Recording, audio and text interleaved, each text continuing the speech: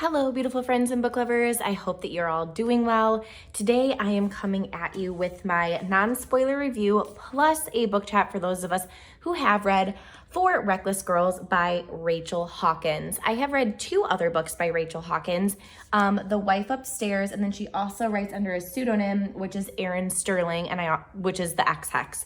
The X-Hex was my favorite of hers up until I read Reckless Girls. This book is so great and I'm super excited to chat about it. But if you're new here at Heather's Book Review, I typically read and review mysteries and thrillers, and you can connect with me on Instagram. It's just the same handle at Heather's Book Review, and same for Goodreads. I'll link those both in the description box below. So in my January wrap up, I'll link that up here for you if you're interested, I have vowed to read the thriller choice that Book of the Month provides for us each and every month. So this was their thriller choice for January.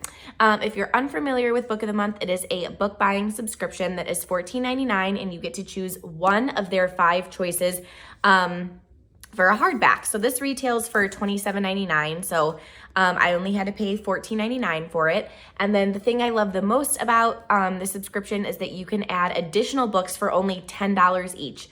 So you can get up to a maximum of 3 books. So you could get 3 hardbacks for like a little over $30, which is really great.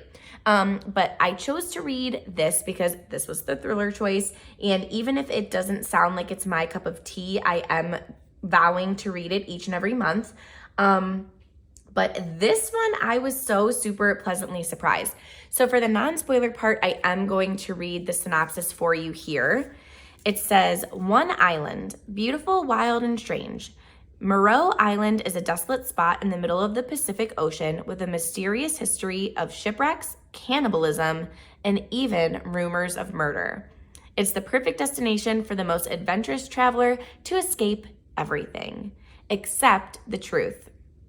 And then it says, so you can see here, it's like 3 different sections.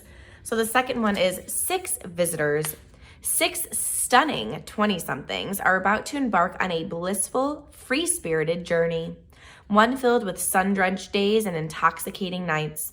But as it becomes clear that the group is even more cut off from civilization than they initially thought, it starts to feel like the island itself is closing in, sending them on a dangerous spiral of discovery.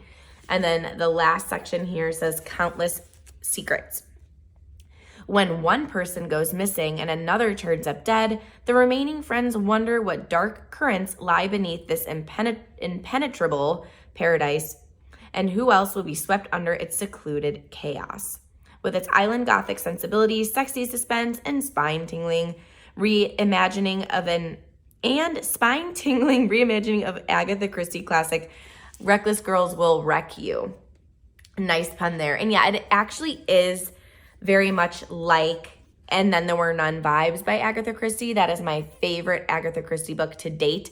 So if you've read that and you want like a more modern twist, I would definitely check this one out. So on my rating scale, I am giving this a go get this book now because I honestly had so much fun reading it. Want to get this book through Book of the Month? I will leave my referral link in the description box for you. And if you go through me, I also get a free book, which is great.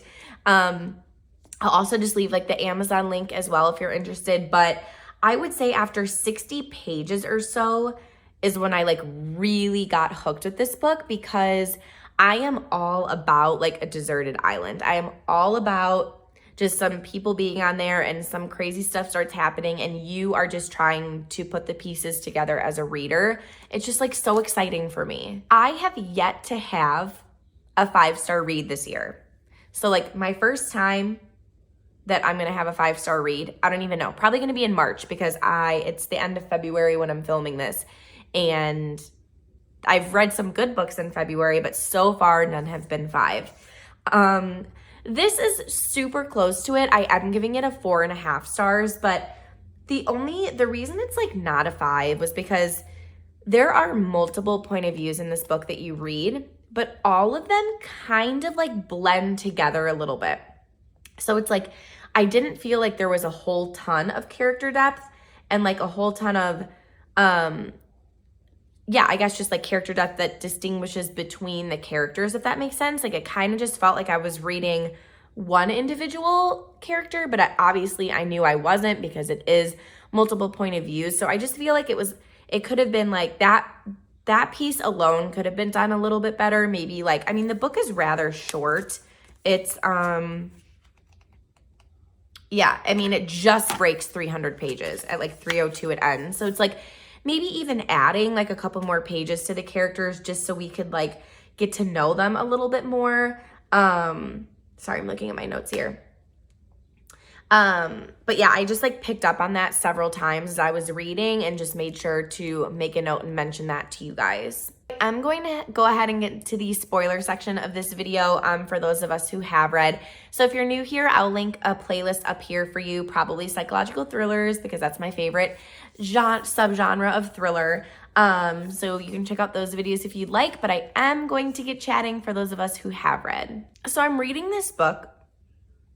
Like, is everyone just fine with adultery in this book? Like, I was so mad that Lux did not confront Nico, and I say Amma, I don't know if it's Amma, and Amma, when she caught them.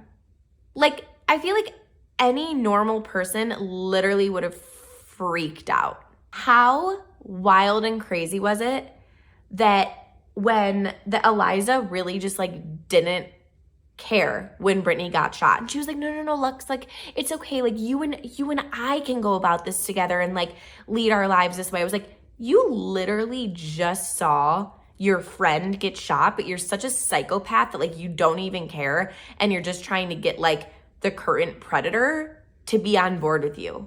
Like, how crazy does one character have to be?